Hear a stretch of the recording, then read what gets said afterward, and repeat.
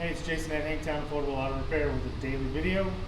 2008 Toyota Sienna van had false traction control.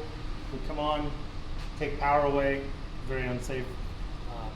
Usually on corners, but sometimes in straight stretches.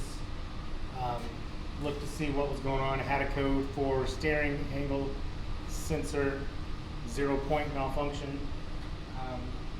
When all the tires were on the ground, you could rock the steering wheel back and forth and watch the whole steering rack move around, which it shouldn't do. So what's happening is it doesn't know when it's straight and thinks it's in a bad turning situation and does traction control. So we got it out. These are the bushings. How bad they were. It was moving all around. Actually, it was obviously leaking and ruined the boot on that side. And then this is a new rack. No separation of the bushings. So this has taken care of the problem every time we've had this problem before with a Toyota.